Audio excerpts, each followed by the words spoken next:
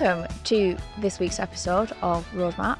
I'm your host Rach, and this week I'm joined by Ryan Tinsley, who is Head of Design at Flipdish. And today we're going to be talking about your experience of joining Flipdish, how you started with a small design team, which you scaled to research and to senior members, and how you embed the product development lifecycle and thinking into your design teams. So welcome, Ryan. Amazing, thanks for having me. Before we get into things, it'd be great if we could just get a bit of an intro to who you are, what you do, how did you get into design, how did you get into this role at Flipdish? So really brief biography in the space of a couple of minutes. Yeah, so I'm obviously the head of design and research at Flipdish right now. Prior to that, I was a design manager in e-coms for Moonpig, where we worked together for a brief stint. And then before that, I worked at the BBC and did multiple kind of rotations in kind of public service broadcasting, which was super interesting. I think the funnest job in that was working with kids for BBC Education, some really interesting user testing with 5-year-olds, definitely. I think my career started as a happy accident in a way. I wrongly believed that I was good at maths, physics and chemistry in school. I took the very educational route in college, realised that wasn't for me when I flunked my AS levels. And at the time I was kind of messing around with web design and building things on the side, designing stuff. And I accidentally fell into graphic design from there. That took me on a pathway through to university and followed it through into London, into industry. I worked in digital graphic design for a while there, working for clients such as F1, kind of World Rally Championships, lots of kind of racing brands, and found myself kind of leaning towards web design. And the rest is history, really. It was a happy mistake of falling into product, as I think most people do in their careers for the most part. Very similar experience. Yeah. Mine was just like I saw an advert on LinkedIn, never heard of the job description before, and I was like, I could probably do this, see what it's about, and yeah, you just never look back. I can't imagine like any other job, which is really scary because people move jobs all the time, but I can't imagine working in another industry. I'm definitely. still to meet a PM that's come fresh out of uni at this point in time, but is there maybe a product management degree? I don't know. I don't want to know if there is, to be fair. Cool. So tell us more about Flipdish. Who are Flipdish? When you came into the role, like what was the state of play? What was that landscape like? Yeah, so Flipdish are a company that basically provides software and hardware. Our hardware is kind of bought in, but we provide the software for it. And it's to enable independent restaurants to stay independent for the most part. So we're kind of competing against the big guys of the Uber Eats and deliveries of the world. For the most part, they're charging kind of like 30% fees on top of orders. So taking huge margins out of these small kind of mum and pop restaurants. We allow the restaurants to have their own websites, their own ordering apps and platforms, their own kiosks, POS systems, all that kind of stuff, so that they can run their business the way that they want it, and they don't rely on these huge kind of conglomerates and marketplaces to take the business from them, essentially.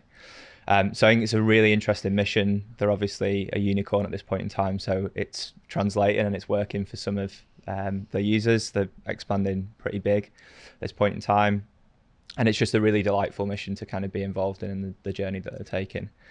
From my perspective, I joined off the back of, I worked with someone at Moonpig again, and she brought me in as she was the VP of product at the time, brought me in as a design, obviously the head of design. And from there, it's kind of been up to me to lead the design team and the research team, start scaling, building out the team, and basically getting us to a kind of operational excellence point of view, which is a slow journey, but it's one that's kind of working, and we're in a really good spot now. Yeah. And how does the value exchange and outcomes work at Flipdish? Because it sounds like you've got two sides of a marketplace here. You've got users who are using the software and restaurants, but you've also got the outcome of bringing users to that platform. How do you balance that? Because we're in a very similar situation. Autotrader, we've got consumers who use the website, but then we've got retailers who we work for as well. So I'm curious to know how you balance that. How easy is it? Yeah.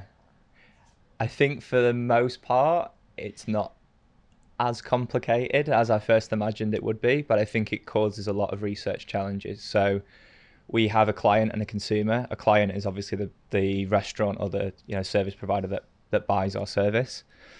The consumer, as we call them, is the end user essentially. So they're the food orderer that uses our clients' websites and services.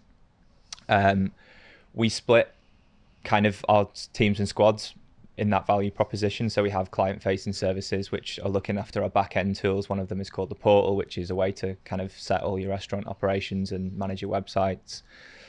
That's probably the biggest piece that we've got inside of Flipdish. The second side of that is we call it consumer growth, which is obviously focusing on our consumers and how we can, improve operations there. So, conversion rates, things like that, upsells, promotions, all that kind of stuff.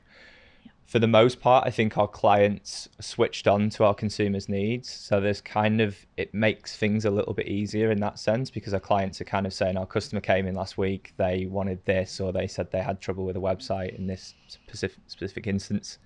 We're able to kind of put that on a roadmap and prioritize it in some way. I think the problem comes when you get to research, because it's very hard to reach our clients because they're busy. And we've only just started to kind of build a repository of all these people that are willing to help us and get involved.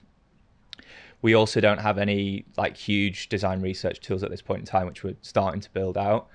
But it's hard to get to consumers, them end users, where it would be relatively easy using something like usertesting.com or something like that. So, and we also find then putting them research insights together to create some kind of cohesive strategy also becomes quite tough. But I think the way that we've split ourselves into separate squads makes a lot of sense. We're also working towards kind of foundational kind of research documentation at the moment, where we have archetypes for certain subsections of our customers, and we're able to kind of look back at them effectively.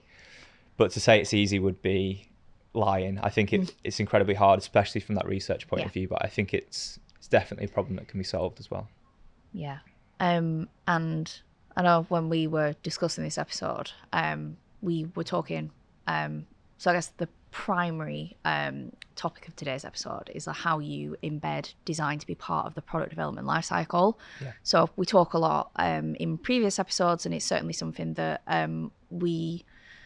it gets mentioned quite a lot. There's always this healthy tension between design and product, because they have separate roles to do. Often things can feel a little bit siloed, especially coming from being a product manager, where often I'll feel a bit under pressure to get outcomes and to just think on the spot. You've done a lot of work in making sure that design thinking gets embedded as part of that process. And I guess today, what we want to do as part of the episode is go into some of the things that you've learned. So you say you've joined the team, and you had a small team, how you've been able to bring them into that process. I guess the next section of this is all about some of the ways and lessons learned that you've had in that journey. So specifically to Flipdish, in terms of product ways of working, how does that work at the moment? How do you operate? I think before I came in, and this is something that I've worked with our VP of product with, strongly to try and get some frameworks in place and some kind of clear direction of travel. But I think product management and product design was a little bit all over the place. It was a little bit slapdash. And that's to kind of be expected in a scale of this size, I guess. And as we're slowly starting to kind of figure out what we do and how we do it and what stuff we're delivering against as well.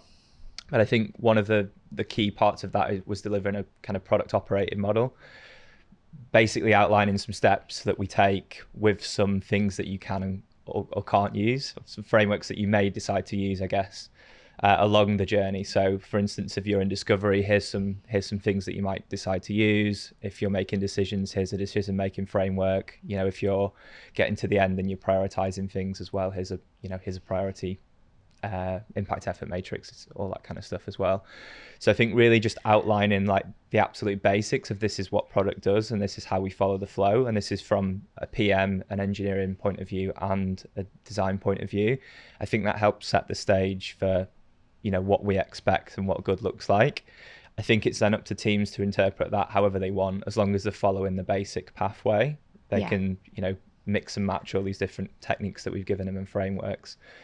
And I'm personally not the biggest fan of frameworks. I try and keep away from them for the most part. I find that, just naturally following a process seems to happen in my head. Yeah. But the only framework I've ever used, I think, for the most part, is an impact effort matrix, and that's the one that's always in my back pocket. But yeah, I think just having that kind of sense of this is what we do and this is how we do it is really important.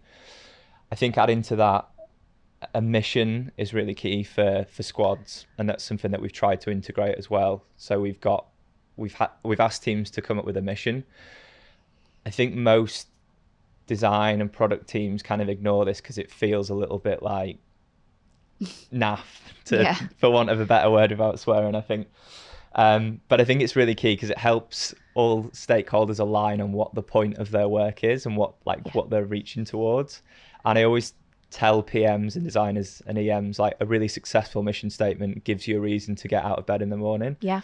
And if you haven't found that reason, I think you're in the wrong product, you're in the wrong team, you're in the wrong company, or you've just not worked hard enough to find your why, essentially. And I think when you find that why, it becomes very obvious, like, why you're coming to work, what you're delivering on, and your roadmaps become a lot easier to plan, your OKRs fall into place, strategy follows.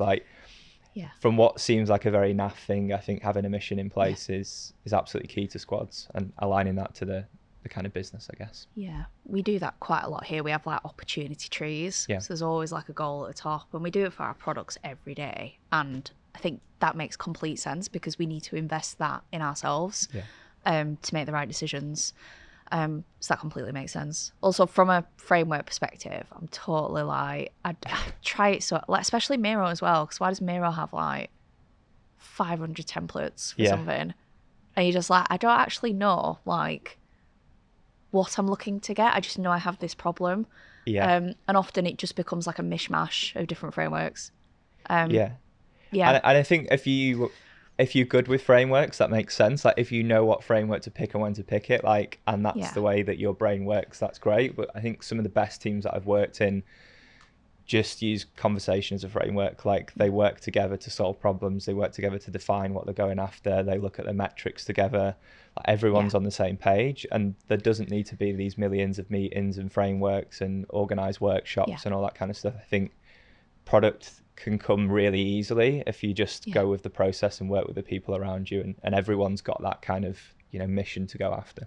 Yeah, exactly. And there's often this it gets mentioned quite a lot in the product industry where it's the product manager is the CEO of the product, and I hate that saying because it's not true at all. If anything, we're kind of sat at the center of different people, and we're trying to get the best out of the people that we're collaborating with to get the value out of our products. So having that idea of being able to collaborate across teams absolutely makes sense.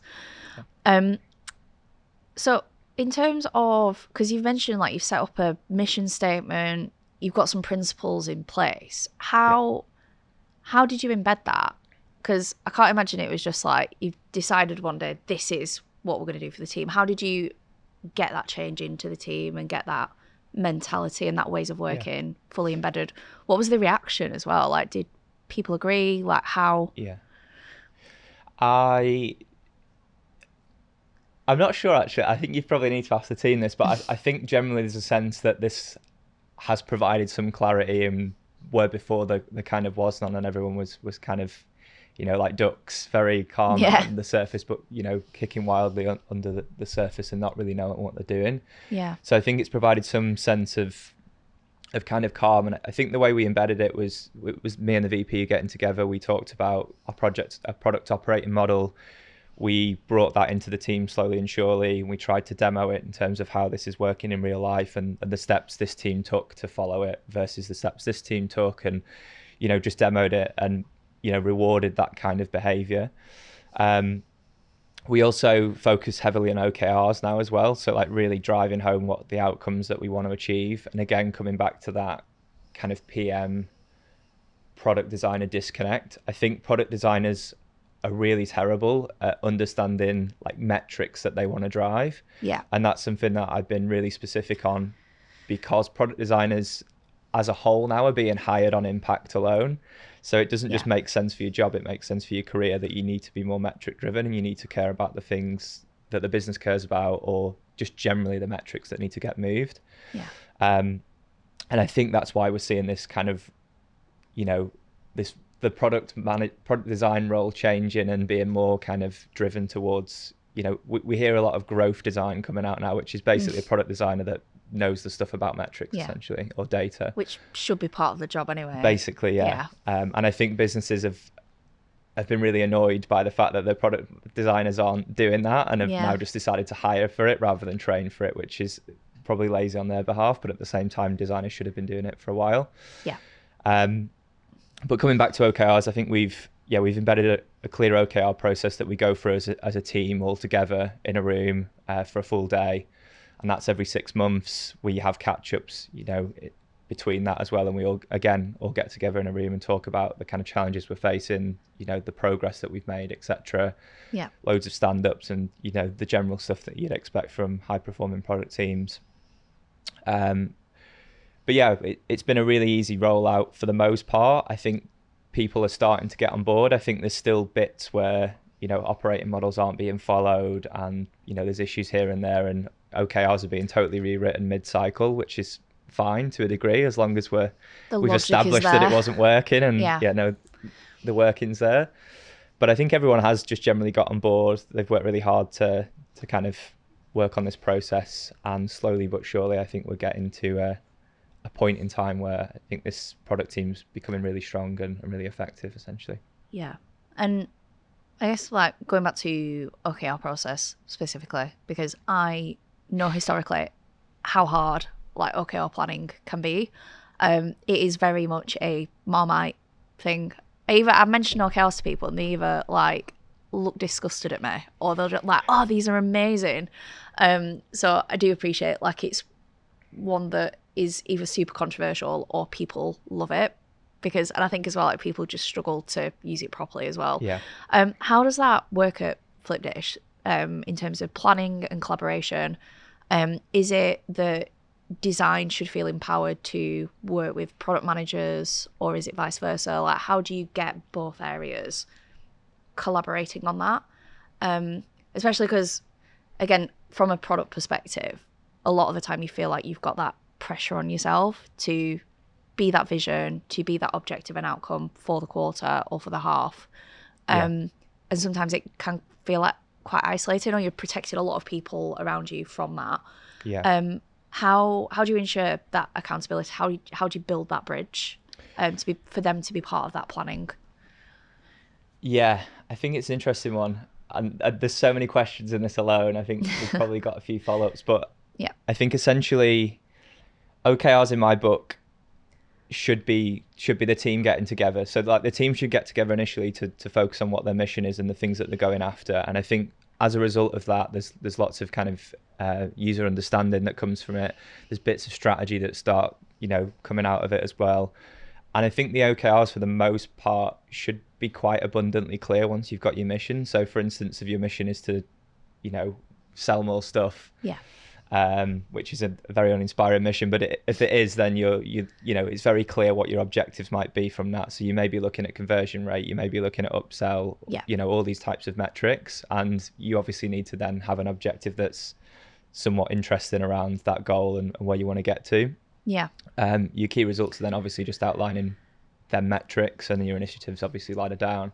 I think loads of product people really struggle with the fact that OKRs can be really boring. I think they want them to be this amazing thing that's awe-inspiring, but that's essentially what your mission's there for. And OKRs are this kind of, the objective should be exciting and should be fun, but your KRs are essentially boring metrics that are going to move in a certain direction that'll make you happy when you get there. Yeah. And I think, the core part is bringing the team together.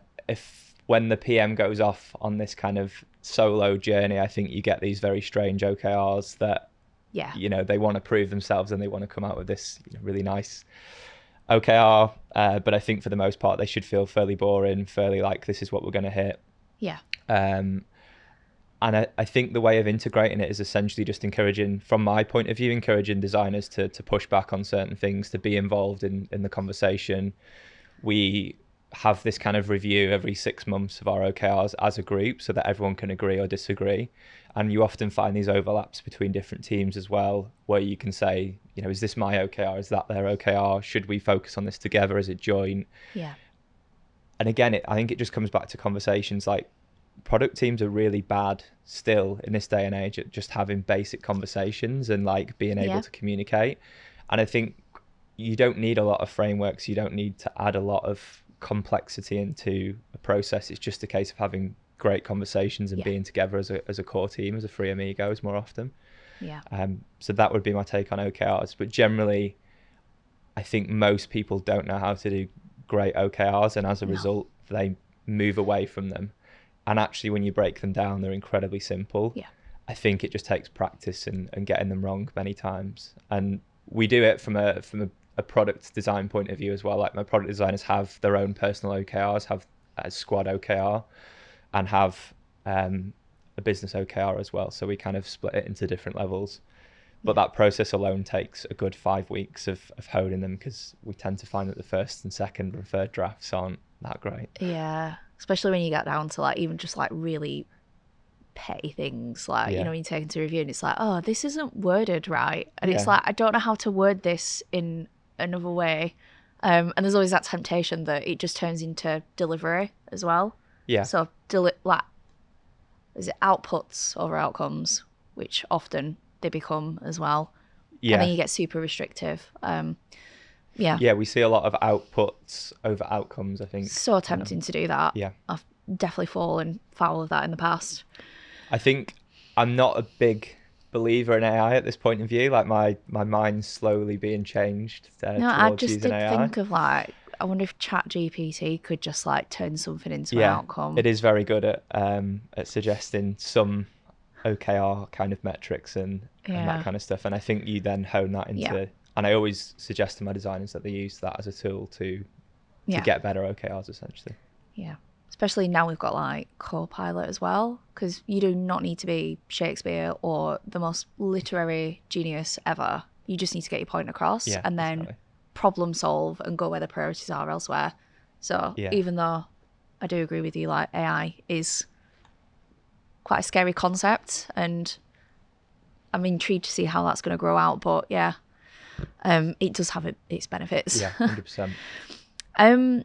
So how much can design have the power to influence OKRs? Like, do you ever see healthy tensions? Because I do think in the past, historically, when I've certainly done OKRs, there's definitely been situations where, as a product manager, I've been ultimately responsible for the value, and like, you do kind of split it down to the hair, and you can come across as quite strict and maybe not that quite understanding. And often when I've worked with design, they've had these brilliant ideas and all the research in place, but then a lot of the features or outcomes seem very like delightful when it comes down to it. So how do you balance that? Like, is there that healthy tension? How do you encourage your team to navigate that and to feel empowered to challenge back to product when they're getting a bit like picky? And I think Flipdish is a great place to work at this moment in time, because we still are massively user focused. And I think a bit of that might just be that we're not the greatest at setting objectives at this point in time. So we're very focused on what the user wants versus like heavy business outcomes. But also I think there's just a real care for what we do, and the fact that we're empowering these really small business owners to go and be their own bosses again, and not rely on these, huge mega corporations that are stealing all the profits, essentially. And it really is that when you kind of look at it and get under the hood of it. So I think it really matters that you work in an organization that's very user focused, and there's not many of them out there at this point in time, which is a shame. But I think it comes back to, there's got to be that bit of meeting in the middle. I think designers have always been very pie in the sky and very user centered, and want to always produce the thing that makes the most value for the user and makes an incredible service. But I think they do it a lot of the time at the result of not listening to the PMs and not understanding the data behind it. They're just like, this is a really cool idea and we'll go and build it. And it's always absolutely perfect as well. And sometimes I'm like, I don't really I see it, but I don't need perfect because like Yeah. I just need functionality or And I think this is the problem as well, because they've gone 12 steps on their own yeah. over here, and then it's a shock when it comes to the PM, and it's like, what the Oh, hell and is then you this? like A/B test it, and then Yeah. you've got into so much detail on it. I've definitely fallen foul of it in the past, where I'm like, this looks incredible, and then there's always those memes of like, you've built something, and then the reality of how the user uses it. Yeah. Yeah. So I think it's a bit of a get out answer in a way, but I think it's all about meeting in the middle to some degree. I think designers definitely need more responsibility on the metrics that they're going to move, and it feels dirty to a designer because I think we like to just design for the user and imagine that there's no business outcome. But essentially, if the business isn't thriving, then you don't have a job. You can't produce these amazing features for your user in the first place. So there's a bit of give and take, and I think design definitely needs to move more towards the kind of business level of thinking. And I guess again that comes back to that growth design thing. Like, businesses are calling out for it more than ever, that designers are think about the business. I think from a PM perspective as well, it's about having more empathy for the user, being involved in user testing and seeing the issues that are coming up, and talking about delight, which is an interesting thing that you mentioned. I think it's such a hard thing to quantify that you never are able to quantify it in a way. And I think it comes back to them long-term measures as well. Like, working in e-commerce previously, I felt we were shipping dark patterns that were very, very good for the business in an A/B test, right? But I go back to that service now and I don't use it because there's 12 steps to get to a checkout. Yeah. But that would never have shown up in an A/B test because it's taken 4 years for that, cause and effect to happen, where I will never shop on that service again because I'm just sick of it. You know what's gone on in the background. Yeah. And we don't monitor stuff to that level. So I think we need to think a little bit longer term, a little bit bigger, especially when we're talking about things like delight. Like, it really does matter that you have an amazing product and it works for the user. And the prime example of this, I think, is Canva. Like, they've nailed both sides of the spectrum. Like, it's such a great product to use. It's so easy to use. The value in there is whenever you use like a premium element, such as an image or whatever, it tells you the savings that you're making. It makes you want to, continue your subscription next year. It's got all these incredible upsells in it. Even if you could try and cancel your subscription, they've got this page telling you all the benefits that you've got. Like, that's business and customer working together. In just an amazing way, I think. Yeah, and it's not too pushy as well. Polarized, 100%. And I also think as well, like, if you like, users are very clever. Like, they know when there's a dark pattern or when a company doesn't necessarily care about their business or their custom. And you see it a lot. You see it a lot with, like, I know Amazon's never going to be a failure. Like, it's always going to be a big corporation. But even things like defaulting to subscribe when you just after one item and just things like that, people do end up voting with the behaviour and the feet. And even when it comes down to, like, because there's quite a lot of competitive markets out there, even if it comes down to like 2 apps that are doing the same thing, if one is more trustworthy and has that transparency, you are going to be more likely to use that if it's got similar benefits. So I do think, even though we say delight and it sounds like a nice to have, it does show that care coming through.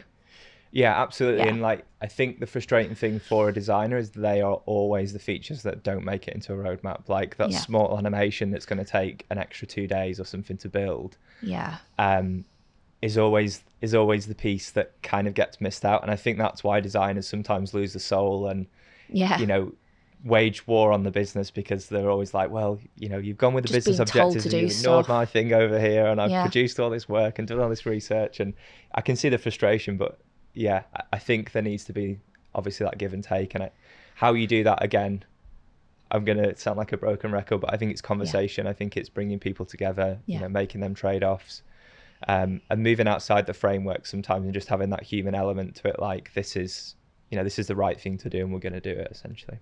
Yeah, 100%.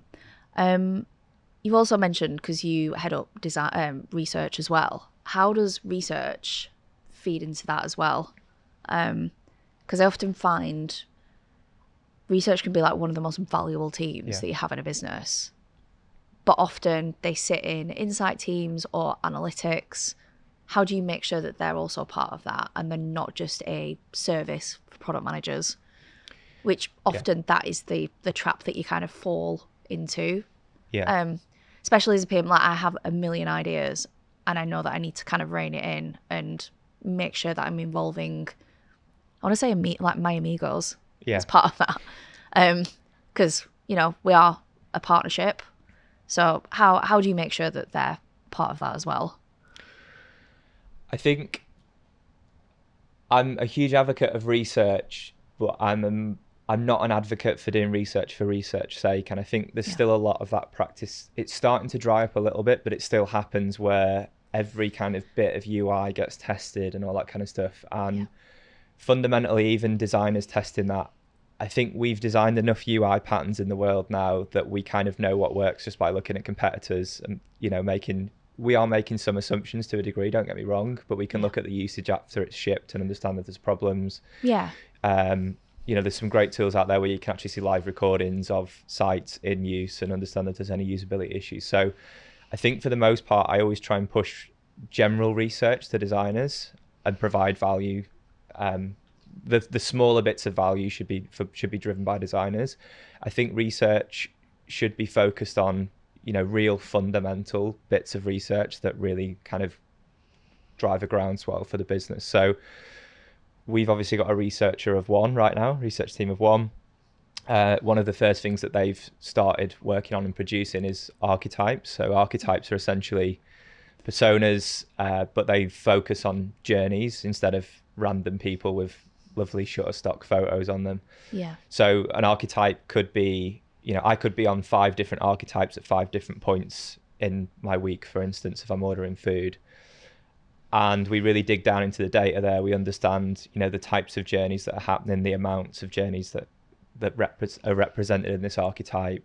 We've gone and spoke to our consumers, and our clients, and we understand, how they work.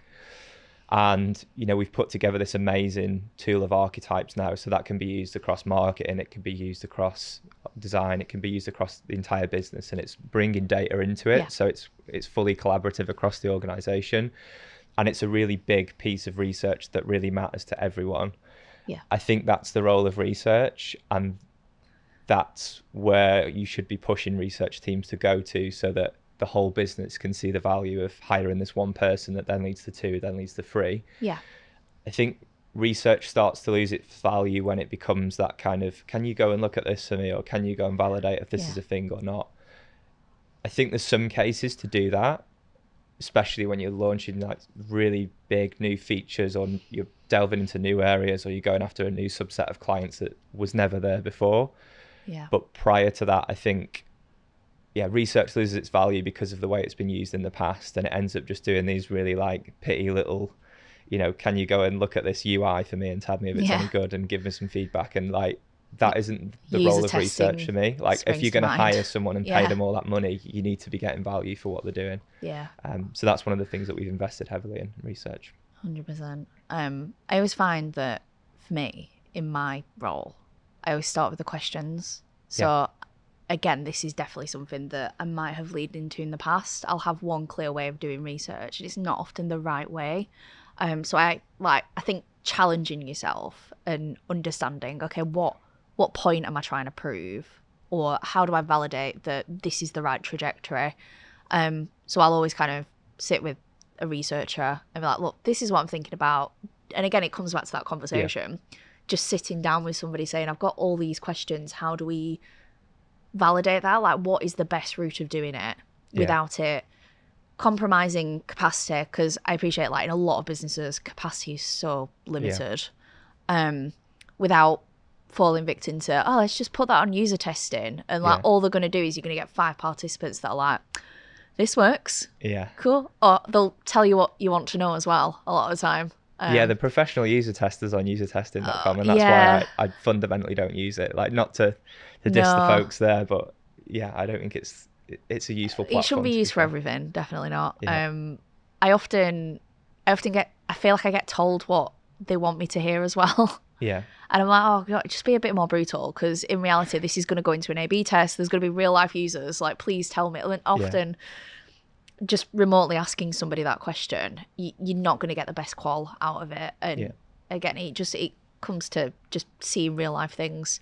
I don't know if this is something you do at Flipdish, but we do a lot of, we did it in Moonpig as well. We had Hotjar, I think, for the recording, and just some of the things, because I'm always doing my own user testing in journeys, but seeing the reality of how a real life user is just navigating something or just you can see where they're going to like certain buttons or filling forms out or navigating a website. It's just so interesting. And it has led to actually a lot of like things that I didn't necessarily think like in the past, like I probably wasn't thinking about it, and it's helped me kind of pivot my trajectory. So yeah, big fan of that. Yeah, there's a lot of research you can do remotely without just asking research everything. Yeah, 100%. I mean, we've got a similar thing to Hotjar. It comes with Datadog, which is our kind of analytics package, but it's called Rum, I think, where it's essentially the same functionality. You're able to watch it back. You're able to see kind of rage clicks, all that kind of stuff, and you can basically monitor any area of the site at all and understand where things are going wrong just by watching. And the team spend a long time together going through them clips, sharing them on Slack, and understanding why things are going wrong and why, how they can improve them. And I think that's just a way to do research without needing all that kind of, crazy overhead up front as well. But I'm very focused on doing research for research's sake and not just doing UI research, which I see all the time. Yeah. And I just think it's the biggest waste of time going. Yeah, definitely. So you mentioned a lot about process. So there's quite a few things that you have implemented or you've helped to embed within the teams. From your perspective, how much process becomes too much process where it eats into your everyday role? How do you get a balance of that? I think there's a quote about teaching a man how to fish or something, isn't there? But I think for the most part, I'm there as a manager, as a leader, to give the tools to the team. We train together. Like we've been looking at UX writing recently. Off the back of that, we're going to do, some standards and some guidelines for UX writing together so that we're all involved in it. We've also looked at leveraging AI here as well and writing specialist kind of Google gems for it so that we can have AI help us with our writing and grade what we're doing essentially. But I think it's just about creating a series of tools. It's not going over the top. It's just a case of, we've got design principles in place. That was one of the first things that I did because the team lacked, like, what are our values as a design team? Again, we talked about UX writing. We've also introduced a growth framework so the team know what good looks like in terms of their jobs. Yeah. All this stuff kind of sits in the background, but it's there for them to feed off if they need. There's also a process map, which we talked about briefly.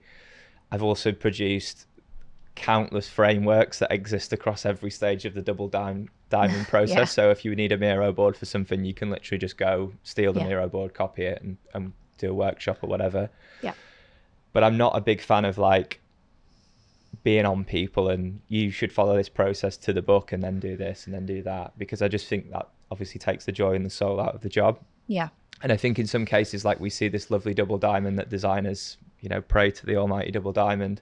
Yeah. But essentially you don't need to follow that process. Sometimes it can just be a jump from the beginning to the end. Sometimes if, you need a quick bit of UI or something like that, you don't have to go through all that kind of validation phase, etc. So I think it's just providing the tools so that they're there, making sure that everyone knows that they're there and how to use them effectively. And most of the time they sit in Notion or Miro, which are the tools that we use a lot, and then staying out of the way of the team to get on with it and being there to support when it goes wrong or when there's an issue or how do I use this, or, mentor designers, etc. as they go.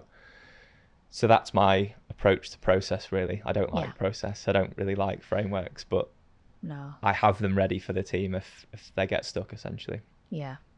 I'm not a fan either. I feel like in reality, it just never works out. We were saying before this episode, like I think in product and design, we have this idea in our heads of this is the perfect way that I'm going to do this. And it never works out the way that you do. And it's really interesting because I was having this conversation with my boss the other week, and I feel like in products and design, you do what you need to do for what the business needs from you as well. Yeah. Like you do what you need to do to get by and to achieve that outcome. Yeah. And however you choose to do it, as long as you're doing it and it's easy to do and it's not causing harm or becoming really difficult, you don't need to read Marty Kagan or look at all the different frameworks. Yeah.